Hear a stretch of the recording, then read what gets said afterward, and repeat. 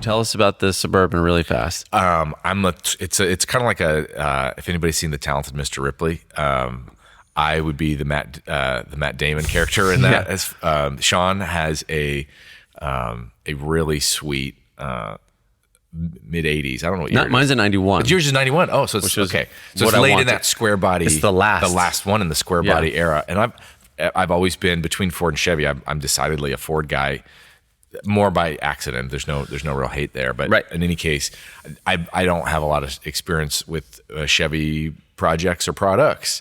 And I saw your Suburban, how you were using it, it was a workhorse, but also we mobbed that thing.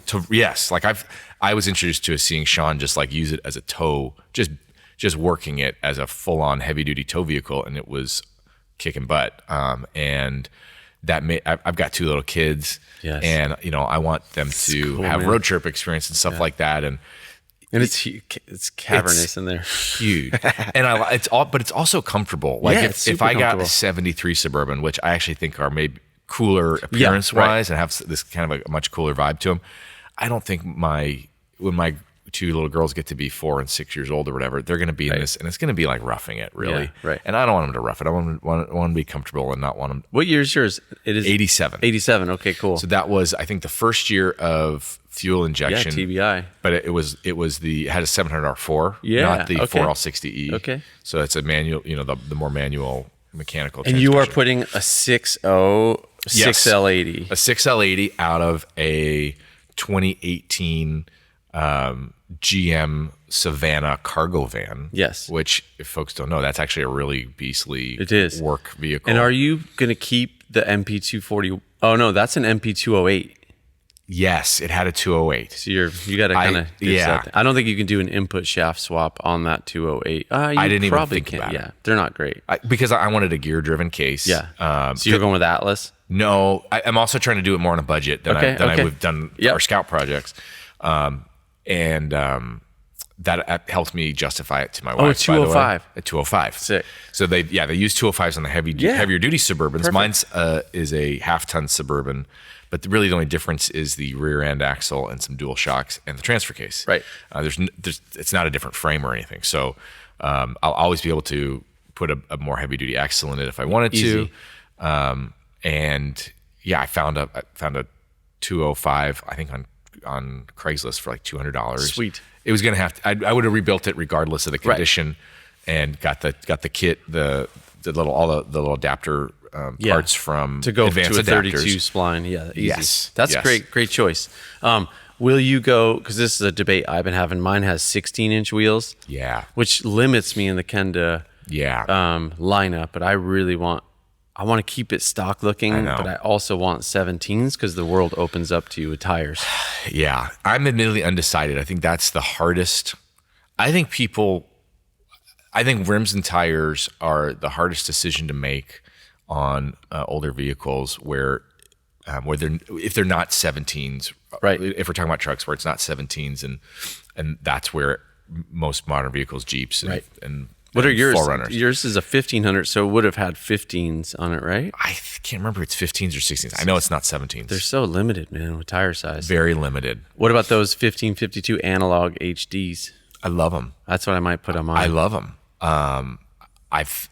They're just spendy. Yeah. But that's true. I mean, they're out. But I mean, any new rim is kind of spendy. Right. So, I don't know. I got to figure out what I think most people don't realize with rims and tires is when you make a decision on rims and tires. First of all, you have to make rim and tire decisions together. Yes. Don't make them separately.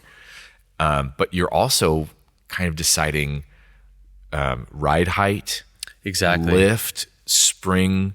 Basically, your whole suspension and brake package, axle ratio, yes, I mean, all that stuff is. So it's not, when you're doing it, you've really got to contemplate what other changes you're going to have to make in relatively short order. You don't have to make them all at the same time, but like you can't string that out. I don't think you can or should string that out over 5 years. I mean, I think you need to handle all that within 18 months and get to where you want to be, or else you're just going to find yourself unhappy with this thing you've probably put some money into.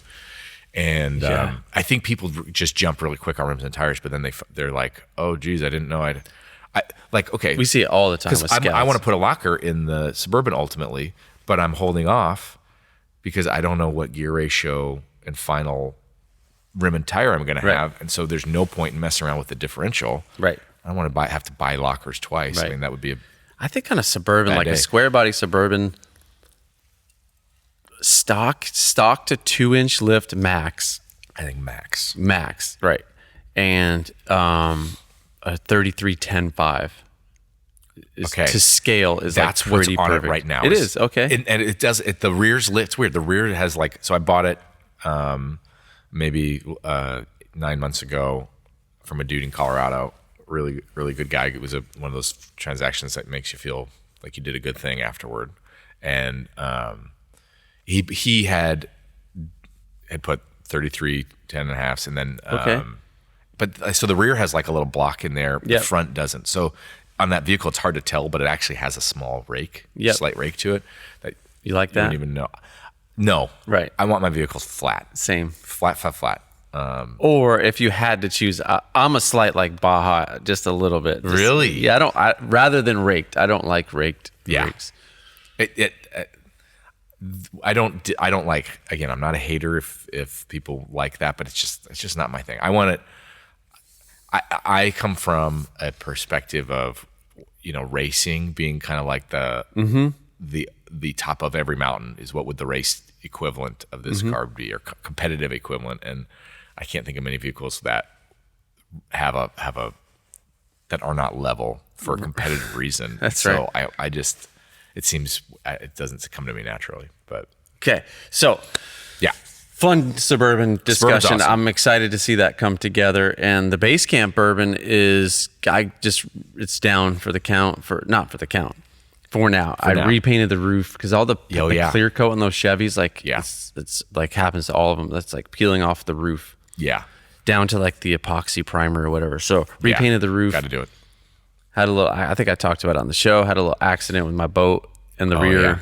Yeah. Barn doors. Yours is a tailgate, right? No, I have barn doors. Oh, sick. Love it. So awesome. New windshields. My windshield was cracked, and it was nice to paint in there anyway. Yeah. So I hated painting it because mine's original paint, but like, what are you going to do? Yeah, at that point you have to. And then I have a 6-liter 4L80. Yeah. And I'm strongly contemplating a Gen 5, like an L86, 8L90. Whoa, okay. It's an 8-speed. Yeah. Just because we want to experiment with it at the business, and it's a perfect, just when you're towing and hauling in grades, like the more you want to be in the gears, right gear. The more gears, the better. Okay, so we digress away from the Suburbans.